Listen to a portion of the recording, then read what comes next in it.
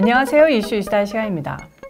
지난 토요일 도널드 트럼프 전 대통령의 내란 선동 혐의에 대한 탄핵 심판 표결이 진행돼 유죄 57, 무죄 43표가 나와 부결됐습니다. 상원 100명 중 3분의 2가 넘는 67명이 유죄표를 던져야 탄핵이 확정되는데 당연히 그런 표는 나오지 않았습니다. 다만 지난 첫 번째 탄핵 시도에서는 공화당 반란표가 밋 롬니 하나만 나왔는데 이번에는 7표나 나왔다는 게 이변이라면 이변이었습니다.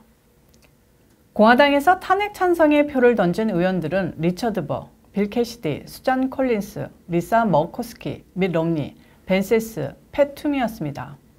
이들이 트럼프 대통령 탄핵에 찬성한 정확한 이유는 알 수 없습니다만 역풍을 맞을 것은 틀림없어 보입니다. 트럼프 전 대통령은 표결 직후 성명을 냈습니다.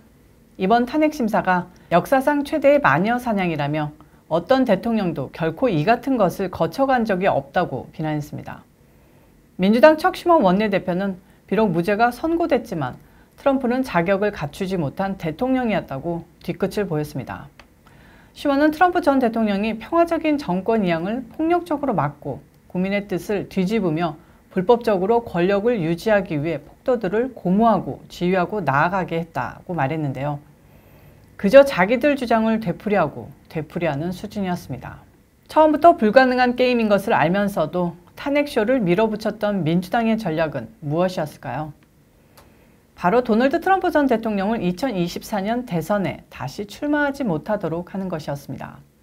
민주당은 탄핵 심판에서 유죄를 끌어낸 뒤 향후 공직 출마를 금지하는 안건을 과반 찬성으로 통과시킬 계획이라고 알렸지만 사실상 이게 불가능하다는 사실을 알고 있었는데 진짜 목적은 탄핵 심사 기간 동안 국민들에게 가능한 한 모든 악한 이미지를 최대한 끌어모아 트럼프 대통령에게 뒤집어 씌우는 것이었습니다.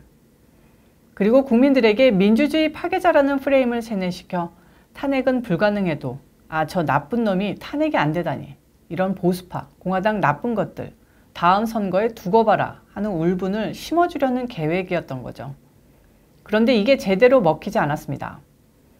트럼프 대통령을 피해자라고 생각하면서 민주당의 탄핵쇼를 정치 탄압으로 생각하는 국민들이 트럼프 전 대통령에게 표를 던진 약 8천만 명 플러스 알파였기 때문에 주류 언론에서 줄기차게 떠들어도 별로 귀 기울여 듣는 국민들이 없었습니다. 효과가 없음을 직감한 민주당이 오히려 트럼프 전 대통령의 지지자들이 결집될까봐 이번 주까지 탄핵 심사를 끌지 않고 주말인 토요일에 표결을 통해 쉽게 종결시켰습니다. 한마디로 탄핵 장사에 실패한 거죠. 미국 국민들이 바보가 아니라는 증거이기도 했습니다. 탄핵 심사에 막이 내려 안도하면서도 한편으로는 뜨끔하는 또 다른 세력이 있습니다. 바로 앞으로 계속 트럼프 전 대통령의 서포트는 받고 싶어 하면서도 그가 공화당을 다시 장악하는 것을 달가워하지 않는 공화당 내 미치 맥코넬 등을 위시한 네오콘파, 흔히 말하는 초강경파들입니다. 그들은 탄핵에 찬동해 트럼프 지지 세력에게 배신자로 낙인 찍히기는 싫지만 어떻게 해서든 트럼프 전 대통령을 보수 통합의 아이콘을 써먹으면서도 어떻게든 그와 서로 넘지 말아야 할 선을 두면서 2022년 중간선거를 전후해 정계에서 퇴출시키자고 가닥을 잡은 것으로 보입니다. 그렇다면 트럼프 충성파는 어떨까요? 사실 트럼프 충성파의 정치적 힘은 아직 미약합니다. 중진으로는 린지 그레엄 위원 같은 보수파부터 사실 이분은 충성파라고 하기엔 좀 그런 것이 트럼프 전 대통령의 공화당 경선 라이벌이기도 했고 정치 99단이라 트럼프 전 대통령의 추종자라기보다는 강력한 우군이라고 하는 게 맞는 표현일 수도 있겠네요. 아무튼 네오콘 집단이 아닌 평범한 보수 중산층의 가치에 올인하는 공화당계 의원들이 현재 트럼프 충성파로 분류되는데요. 이들이 트럼프 대통령을 지지하는 이유는 국민들이 워낙 트럼프 전 대통령을 좋아하기 때문입니다. 트럼프 전 대통령과 그렇게 끈끈한 게 아니기 때문에 사실 조금 위태로운 것이죠.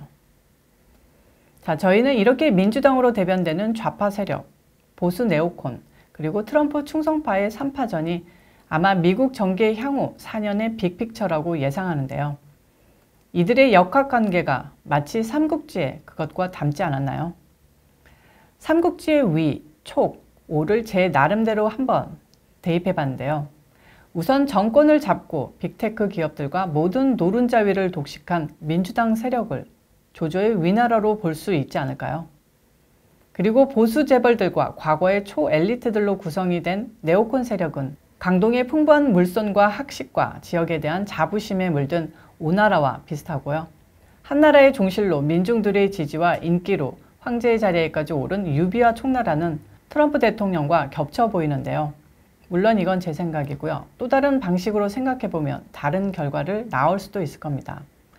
아무튼 결론적으로 말씀드리자면 앞으로의 미국 정치 지형도는 기나긴 3파전으로 볼 수 있는데 여기서 누구와 뭉치느냐의 첫 전쟁이 2022년 중간선거의 승패가 달려있을 겁니다.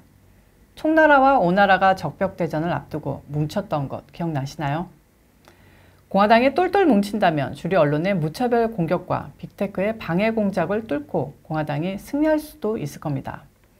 하지만 네오콘이 트럼프 전 대통령을 버리든 트럼프 전 대통령이 공화당을 포기하고 제3당을 섣부르게 창당한다면 민주당만 좋은 결과를 얻게 될 가능성이 큽니다. 빠른 시일 안에 트럼프 대통령은 무죄 선고를 계기로 지지층을 결집시키며 정치적 행보를 본격화할 것입니다. 우선 공화당의 질서가 어떻게 잡히느냐가 첫 관건인데요. 이와 함께 다채로운 정치 국면이 전개될 것으로 보입니다. 저희 코메리칸TV는 앞으로도 흥미진진하고 비장한 미국 정치의 이모저모, 여러 정치인들의 뒷이야기들을 각종 이슈들과 함께 빠르게 알려드리도록 하겠습니다. 오늘 이슈 이스타 여기까지입니다. 시청해주셔서 감사합니다. 오늘 영상도 좋으셨다면 구독과 좋아요, 알림 설정 꾹꾹 눌러주세요.